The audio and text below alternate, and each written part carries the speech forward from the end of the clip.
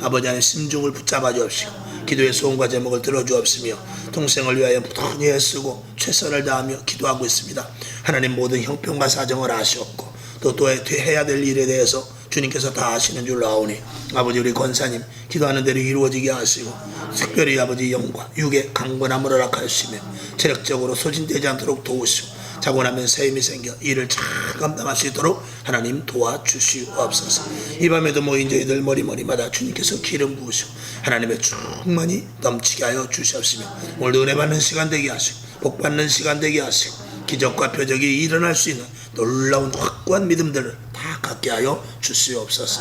예수님의 이름으로 기도합나이다. 아멘. 할렐루야. 예. 오늘 이사야 29장 9절부터 10절까지를 보니까 너희는 놀라고 놀라라. 너희가 놀라게 될 것이다. 그런 것입니다.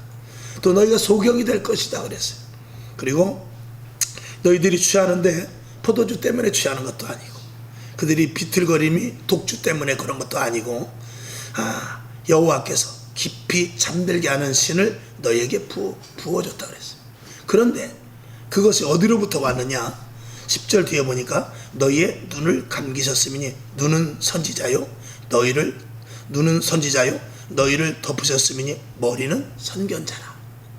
그러니까 소경이 되고 술을 먹고 비틀거리고 이제 뒤에 나옵니다만 보이지 않고 이런 지혜가 있어도 세상의 지혜로 하나님의 지혜가 아니고 세상의 지혜로 자꾸 하려고 하는 이 모든 것들이 어디서부터 나왔느냐? 선견자에서부터 나왔다는 것입니다. 여기서 선지자는 누구를 말하냐면 거짓 선지자들을 말하고 있습니다. 거짓 선지자들의 말을 통해서 그들의 머리가 우둔해지고 생각이 달라지고 봐야 될 것을 보지 못하고 하나님의 계시에 대해서 전혀 알지 못하는 그런 상태를 이야기하고 있는 것입니다. 그러니 얼마나 안타깝습니까? 결국은 북이스라엘은 아수르로, 남유다는 바벨론으로 끌려가게 됩니다. 왜 그렇습니까? 거짓 선지자들 때문에 그렇다는 거예요. 통치하는 집권자들이 하나님의 말씀을 제대로 듣지 않고 왜곡되고 자기의 생각대로 예언을 했기 때문에 그렇다는 것입니다. 그러니까 듣는 사람의 입장에서는 굉장히 좋습니다. 멸망할 리가 없다. 하나님이 다 용서하신다. 하나님은 너에게 평화를 주실 것이다. 그것만 계속 이야기하는 것이죠. 우리가 재단에서도 제가 제일 어려운 게 그것입니다. 과연 정말 잘못된 것에 대해서 책망을 해야 되는가? 아니면은 그거를 좀 덮어서 사랑으로 해야 되는가? 그래서 사도 바울도 그거에 대한 고민이 많았습니다. 내가 매를 가지고 가랴? 사랑으로 다가가랴? 사도 바울도 굉장히 고민이 많았던 것입니다. 한 대 때리면은 또 교회를 떠날 것 같고 그렇다고 사랑으로 안자니 한도 끝도 없고 이게 이 주의 종들의 딜레마입니다. 그러나 어떤 일을 하든지 간에 주의 종이 성령에 충만해서 정말로 하나님의 말씀을 가감없이 선포한다면 성령님께서 해결해 주실 줄로 믿습니다. 또 듣는 사람도 마찬가지입니다. 듣는 사람도 오해할 수 있어요. 성령이 충만하면 한 영으로 말면서 내가 그랬구나 하면서 가슴을 치지만 듣는 사람의 성령이 충만하자면 왜 나를? 왜 나한테? 저건 분명히 오늘 타겟은 나인데 또 이렇게 생각되는 것이죠. 그러니까 교회에서 제일 중요한 건 뭐냐면 하나됨입니다. 하나됨. 교회에서 제일 중요한 것 두 가지를 대라고 말하면 회개와 하나됨이죠. 항상 회개해야 되는 것. 그리고 하나됨이죠. 그런 것들은 다 누가 하냐? 성령님께서 하십니다. 교회 안에서 하나 되지 못하면 그 교회는 한계가 있습니다. 자라나지 못합니다. 교회가 하나가 될 때 교회가 쑥쑥 자라나고 부흥이 되고 그렇게 될 것이죠. 저와 여러분, 제가 드리는 말씀 중에 곡해가 있고 제가 드리는 말씀 중에 여러분의 걸림이 된다 할지라도 그 말씀에 대해서 정말 성경적으로 맞는가? 저 말씀이 목사님이 나를 찔리려는 것이 아니라 고치려고 하는 것인가? 이런 것들을 여러분들이 잘 분별한다면 여러분들이 더 큰 은혜를 받게 될 줄로 믿습니다. 할렐루야. 그게 장성한 분량에 이르는 성숙한 성도입니다. 그런 교회가 고린도 교회는 그렇게 되질 못했어요. 여러분에게 분별력과 그리고 포용함과 사랑함과 그리고 성령 충만한 온전한 하나님이 기뻐하시는 성도들 다 될 수 있기를 주님의 이름으로 축원합니다. 자, 11절 12절을 한번 보겠습니다. 11절 12절 시작. 그러므로 모든 묵시가 너희에게 마치 봉한 책의 말이라. 그것을 유식한 자에게 주며 이르기를 그대에게 청하노니 이를 읽으라 하면 대답하기를 봉하였으니 못하겠노라 할 것이요. 또 무식한 자에게 주며 이르기를 그대에게 청하노니 이를 읽으라 하면 대답하기를 나는 무식하다 할 것이니라. 아멘. 성경 말씀, 하나님의 묵시의 말씀은 아무리 똑똑하다 할지라도 오늘 여기 11절에 있는 대로 유식한 자에게 주었다 할지라도 이 말씀은 봉한 말씀이야. 그래서 내가 이거는 어떻게 해석할 수가 없는 하나님의 특별한 계시야, 이렇게 말한다는 것입니다. 그 다음에 무식한 자에게 주게 되면 나는 무식해서 이런 거 몰라, 이런다는 것이죠. 자, 성경을 밑에 봅니다. 디모데후서 3장 16절을 보겠습니다. 시작. 모든 성경은 하나님의 감동으로 된 것으로 교훈과 책망과 바르게 함과 의로 교육하기에 유익하니. 아멘. 성경은 하나님의 무엇으로 했다고 그랬습니까? 감동. 그러니까 성령으로 말미암지 않고는 그 뜻과 해석을 달리 풀 수가 없죠. 그러니까 성령에 충만해야 에레미야나 이사야 선지자같이 하나님의 계시를 제대로 들을 수 있는 것이죠. 그러나 거짓 선지자들은 자기의 사리와 사욕과 욕심과, 여러분 참 희한한 것이 은혜를 못 받으려면은요 들리질 않아요. 들리질 않습니다. 그리고 마음에 욕심이 생기면은요 그 말이 다 자기를 찌르는 말이 돼서 시험이 들게 돼요. 그거 참 희한합니다. 그래서 저와 여러분이 항상 성령에 충만할 때는 말씀이 달고 오묘하며 정말 아주 꿀송이와 같죠. 오늘 여러분, 이 자리에 계신 여러분, 그래도 우리 교회 너무나 감사하죠. 성령 충만하고 하나님의 말씀이 꿀송이와 같이 달게 될 줄로 믿습니다. 예수님께서도 말씀하셨어요.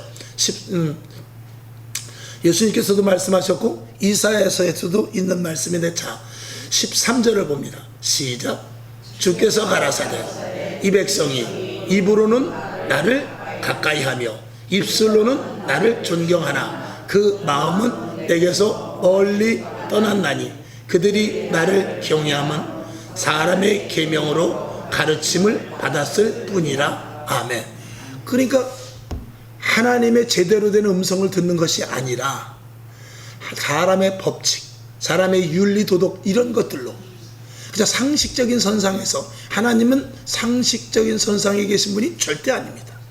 하나님은 상식적인 것이거나 과학적이거나 의학적인 것이 아니고 하나님의 그 관계는 그런 것들과는 전혀 차원이 다른 것입니다. 자, 예수님께서 하신 말씀을 한번 보죠. 마가복음 7장 8절을 봅니다.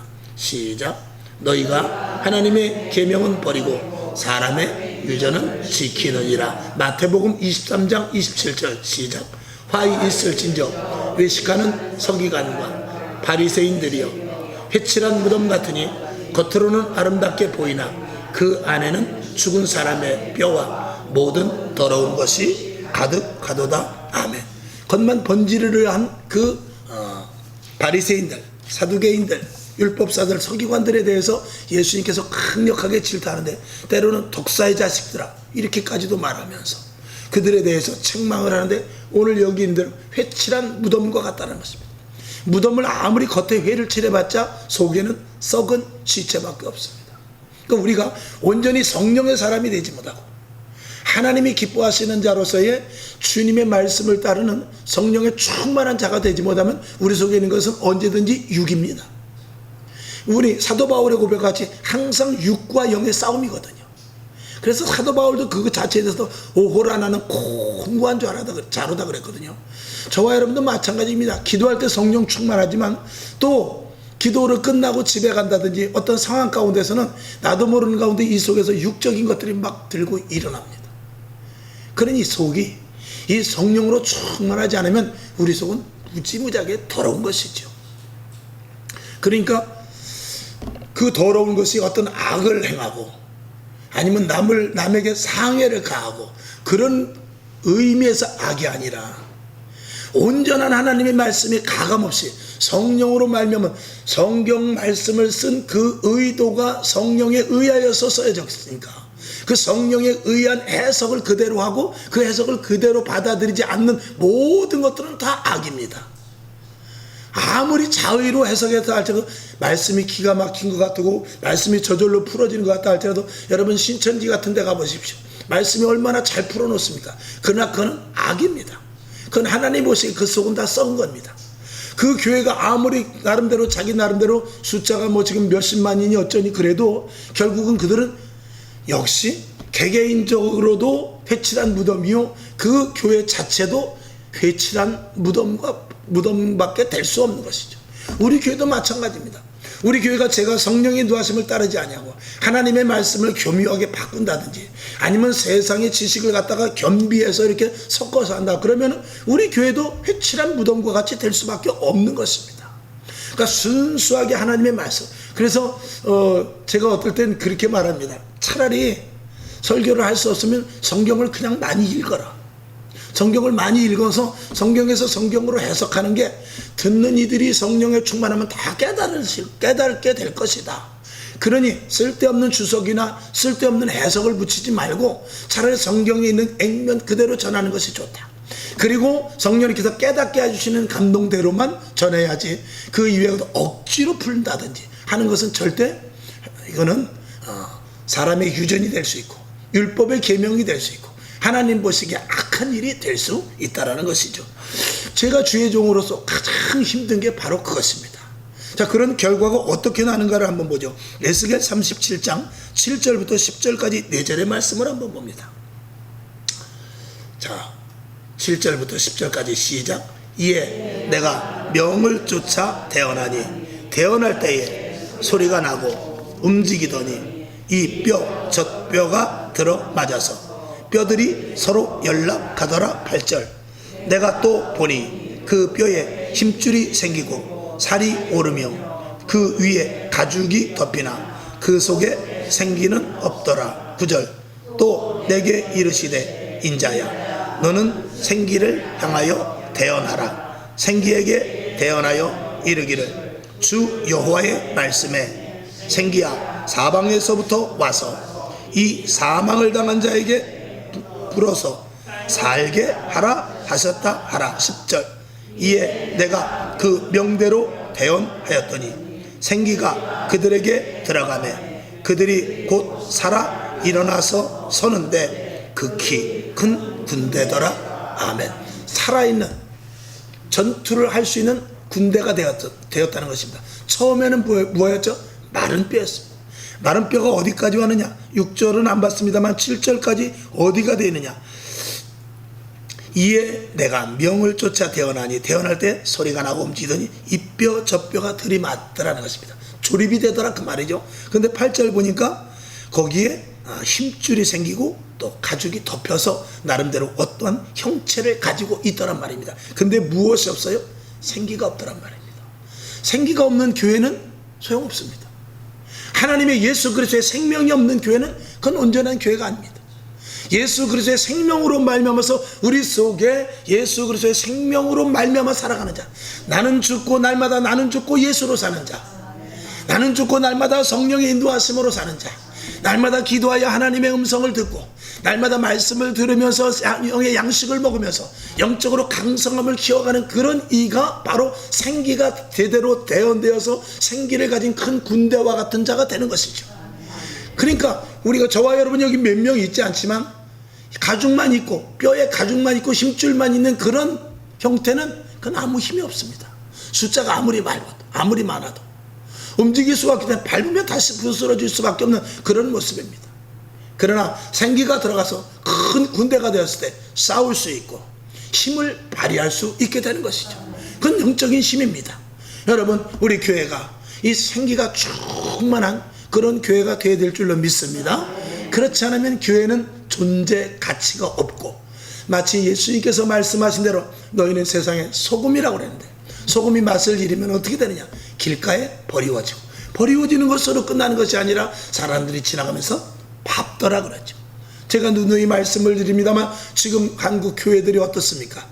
그냥 버려진 정도가 아니죠. 무시하는 정도가 아니라 얼마나 많이 밟고 지나가는지 모릅니다.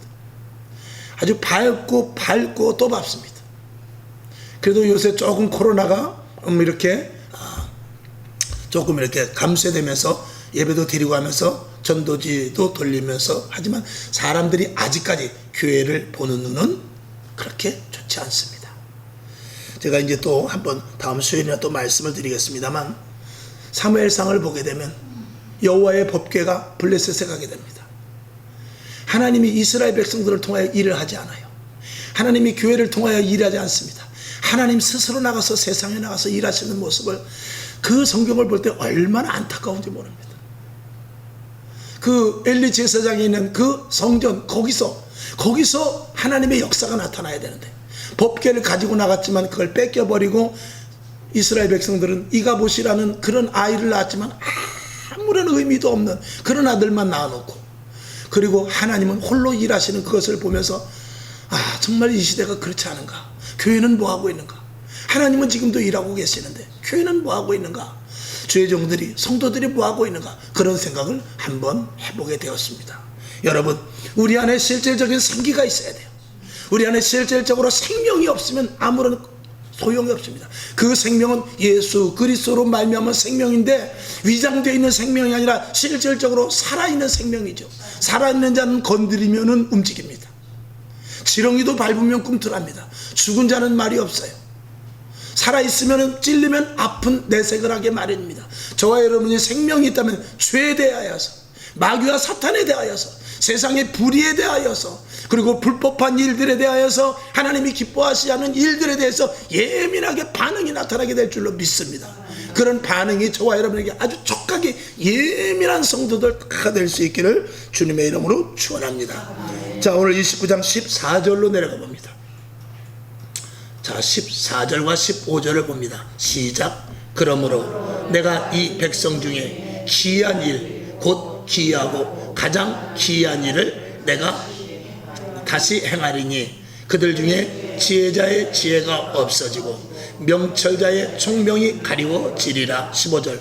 화 있을진저 자기의 도모를 여호와께 깊이 숨기려 하는 자여, 그 일을 어두운 데서 행하며 이르기를 누가 우리를 보랴, 누가 우리를 알랴 하니. 그럽니다. 여기 보면 하나님께서는 이 백성 중에 기이한 일을 한다는 거예요. 근데 그들 중에 지혜자, 또 명철자, 그들이 지혜가 없어지고 총명이 가리워서 하나님이 하는 일을 하나도 모르고 알지도 못한다는 것입니다.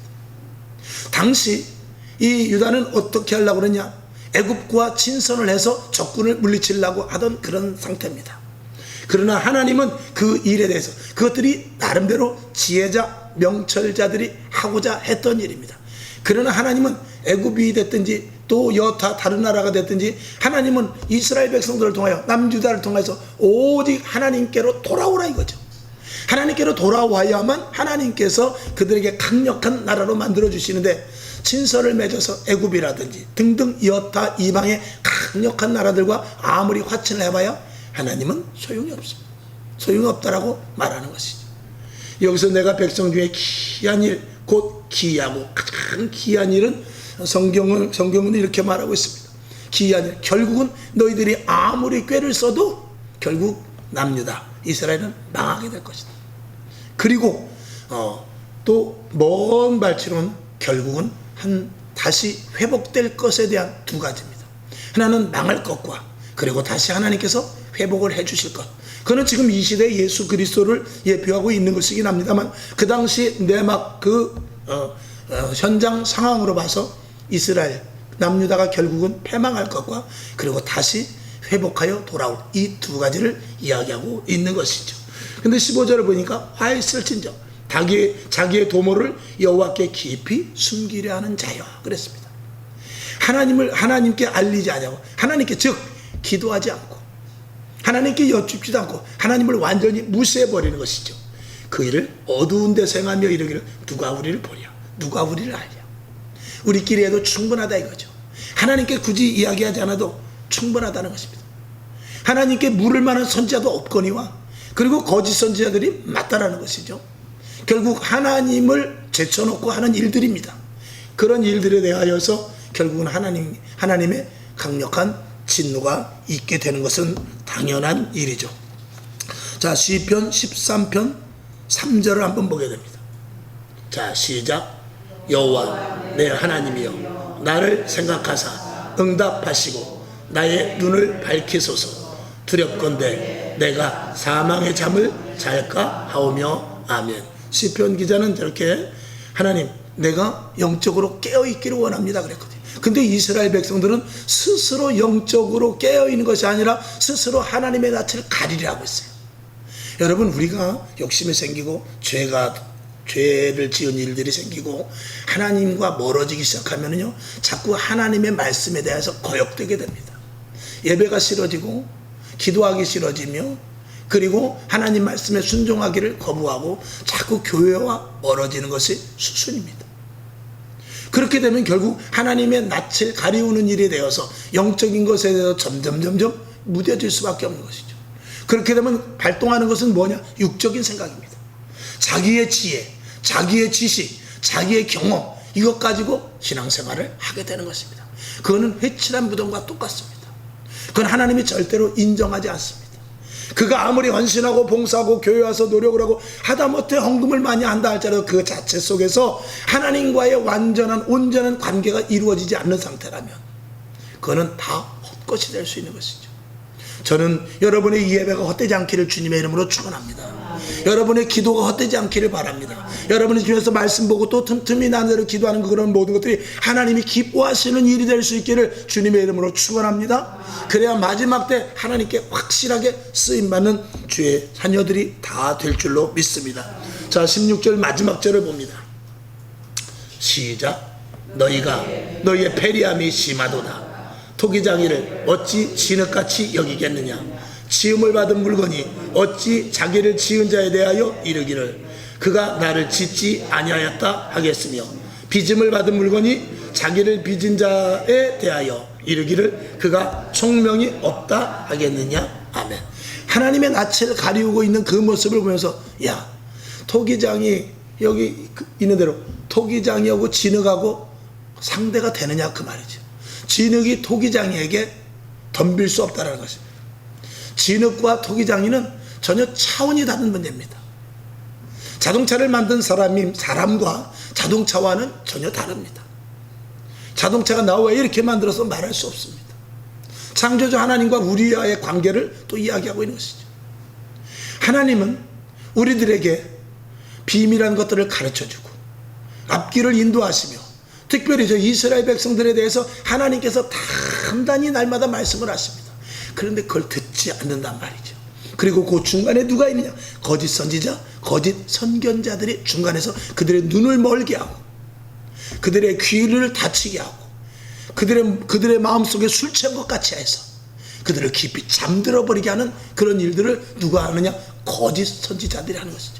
여러분, 우리가 성령의 인도하심을 모르고 영적인 것을 모르면은요 아무리 우리가 교회 와서 기쁘고 즐겁다 할지라도 다 잠들어 있는 사람입니다. 제가 한번 극단적으로 그 전에 그렇게 말한 적이 있어요. 교회로 오는 것도 마귀가 보내서 오는구나. 오죽하면은 제가 극단적으로 성령의 충만함으로 말미암아서 기쁘고 즐겁게 은혜 가운데 온 것이 아니라 마귀가 그래 가, 너 교회 가봐야 어차피 너는 내 거야. 교회 주일날 한번 가는 거 갔다 와. 이렇게 허락한단 말이죠. 여러분, 제가 극단적으로 말씀을 드렸습니다만 그런 성도가 있을까요, 없을까요? 있을 수 있습니다.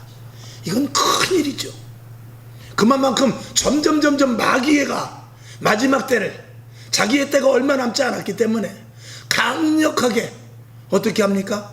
믿는 자라 할지라도 우는 사자와 같이 두루다니며 삼킬 자를 찾고 있단 말입니다. 삼킬 자를 그냥 씹어먹는 것도 아니라 꿀꺽 삼켜버린다는 것입니다. 씹어먹으면 다리라도 하나 부러뜨리고 나오지만 삼키면 못 나오는 거예요. 무섭지 않아요? 삼켜버린다는 거예요. 그냥 삼켜서 뱃속에 들어가면 그냥 끝이. 그거는 뭐 어떤 도저히 방법이 없습니다. 다리를 물었으면 다리를 감수하면 돼요. 손이 먼저 그 입에 물렸으면 손을 감수하면 됩니다. 근데 삼켜버리면 끝나는 거예요. 무서운 말씀입니다. 사실은 그 말씀이에요. 그래서 그런 그 이스라엘 백성들에 대하여 하나님께서 그렇게 책망함에도 불구하고 그들은 하나님을 멀리하고 마치 진흙이 토기장이를 무시함과 같은 그런 모습을 어이없는 모습으로 저렇게 표현을 하고 있는 것이죠. 우리들은 결론으로 말씀을 드립니다. 세상의 지식 좋습니다. 우리가 배워야 되죠. 세상의 방법 이런 것들도 우리가 알아서 나름대로 처세술이 있어야 되겠죠. 그러나 그것 위에 있는 것은 뭐냐? 하나님의 말씀입니다. 그리고 하나님의 계시입니다. 우리가 세상에서는 동쪽으로 갈까 서쪽으로 갈까 유익하게, 너 동쪽으로 갈래 서쪽으로 갈래, 동쪽이 좀 유익일 것 같으면 동쪽으로 가면 돼요. 또 서쪽이 나에게 좀 그래도 여기가 평안할 것 같으면 서쪽으로 가야 돼요. 근데 그 외에 하나님의 것이 있을 때는 하나님 쪽으로 가야 돼요. 그 동네 서에 있는 것을 다 포기해야 돼요. 아무리 좋아도. 그리고 하나님의 것이 싫어도 그쪽으로 가야 되는 것이, 이게 깨어있는 자들입니다. 이게 생기가 있는 자들입니다. 이게 예수 그리스도의 생명을 가진 자들입니다. 그렇게 하기 위해서는 부단히 애써야 돼요. 부단히 노력해야 됩니다. 저절로 되는 것은 없습니다. 저절로 가는 건 있어요. 그건 중입니다.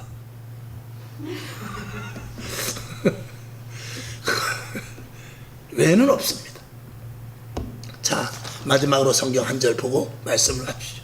이스라엘, 이사야서 제일 먼저 오늘 29장을 봤습니다만, 이사야서 1장을 열자마자 하나님께서 이스라엘 백성들에 대하여 이렇게 이야기를 합니다. 자, 4절부터 6절까지를 보고 말씀을 맞추죠. 시작. 슬프다 범죄한 나라여, 허물진 백성이여, 행악의 종자여, 행위가 부패한 자식이로다.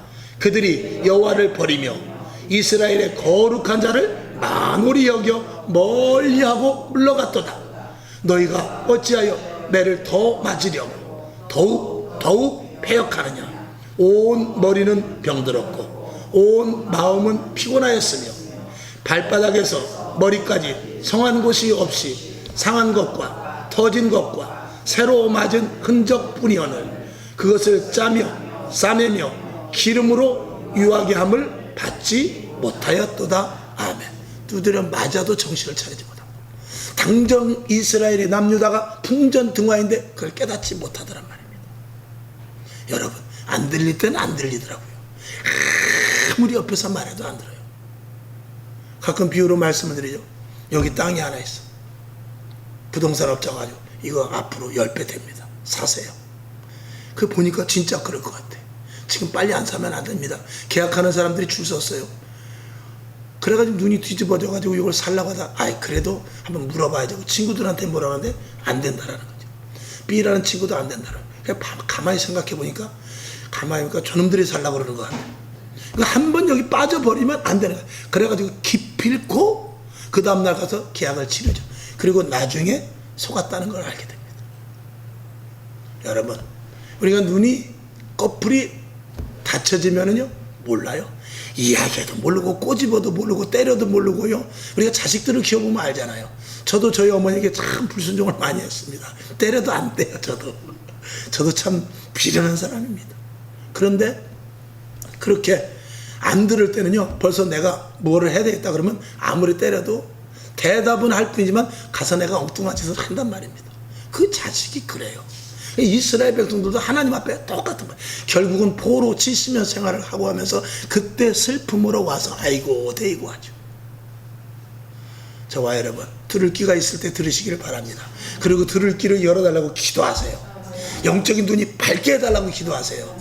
영적인 것들이 예민하게 해달라고. 모기만 한 자도 알듯이 마귀가 조금만 건드리려고 해도 아는 그런 영적인 감각이 뛰어나게 해달라고 여러분 기도해야 될 때입니다. 마지막 때입니다. 얼마 남지 않았어요. 주님이 우리를 부르실지 아니면 주님이 언제 오실지 모릅니다. 그리고 물론 우리 젊은 청춘들 열심히 신앙생활해서 굳세게 마지막 때를 이겨나가야 되지만, 여기 저와 비슷한 분들 저보다 지금까지 산 것보다도 얼마 남지 않았습니다. 금방 가더라고요. 눈 깜빡하면은요. 오늘이 제일 젊은 날이라며요. 오늘이. 앞으로 더 젊은 날은 없다며. 오늘이 제일 젊은 날이래요. 그러니까 오늘 해야 돼요. 지금 해야 된다 이 말이죠. 지금 기도해야 되고, 지금 예배 드려야 되고, 지금 말씀 봐야 되고, 내일은 오늘보다 더 늙습니다. 하나님께서 힘 주시고 기회 주실 때 최선을 다하는 우리 교회 여러분 될 수 있기를 주님의 이름으로 축원합니다. 기도하겠습니다. 하나님 아버지, 오늘 말씀 그대로 우리 신비에 심어지게 하여 주시옵소서. 예수님의 이름으로 축복하고 기도합니다. 아멘. 우리 주기도문하고 하나님 마지막 때 잘 준비하게 하옵소서. 마지막 끝까지 믿음 지키게 하옵소서. 이탈되지 않게 하시고 하나님의 영의 인도하심을 그대로 받는 우리들 되게 하여 주옵소서. 이렇게 기도하고 일어나시기 바랍니다. 하늘에 계신 우리 아버지여, 이름이 거룩히 여김을 받으시오며 나라에 임하옵시며 뜻이 하늘에서 이룬 것 같이 땅에서도 이루어지이다. 오늘날 우리에게 일용할 양식을 주옵시고 우리가 우리에게 죄진 자를 사하여 준 것 같이 우리 죄를 사하여 주옵시고 우리를 시험에 들게 하지 마옵시고 다만 악에서 구하옵소서. 대개 나라와 권세와 영광이 아버지께 영원히 싸움나이다. 아멘.